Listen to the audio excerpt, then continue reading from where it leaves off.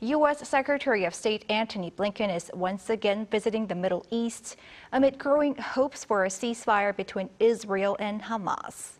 The U.S. is accelerating efforts to normalize relations between Israel and Saudi Arabia, contingent on the ceasefire, while offering a security pact to Saudi Arabia.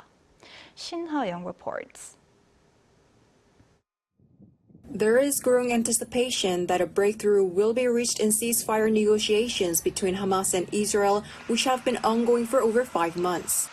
After holding talks with Crown Prince Mohammed bin Salman during a visit to Saudi Arabia, U.S. Secretary of State Antony Blinken said that the U.S. is close to finishing a security pact with Saudi Arabia that will be offered if it normalizes ties with Israel. This is contingent on Israel and Hamas reaching a ceasefire agreement. I think, look, the work that Saudi Arabia and the United States have been doing together in terms of our own agreements, I think is potentially very close to completion. But then, in order to move forward with normalization, 2 things will be required: calm in Gaza and a credible pathway to a Palestinian state. The U.S. has been making efforts to improve relations between Israel and Saudi Arabia.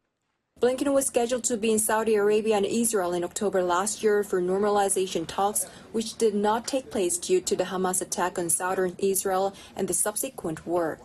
Saudi Arabia maintains that it cannot establish diplomatic relations with Israel without an end to its occupation of Gaza and the recognition of a Palestinian state. Meanwhile, regarding Israel's new ceasefire proposal, which outlines a 10-week ceasefire, Hamas is reportedly reviewing positively. According to a senior Hamas official speaking to AFP, after reviewing the proposal, they found no major issues and mentioned that the atmosphere is positive unless new obstacles arise from Israel. As reported by the New York Times, Israel has dropped its demand for Hamas to release 40 living hostages as part of a truce agreement and will now accept the release of 33 hostages. Blinken urged Hamas to accept what he has called an extraordinarily generous Israeli ceasefire deal, saying that Hamas has to decide quickly. Shin Ha-young, Arirang News.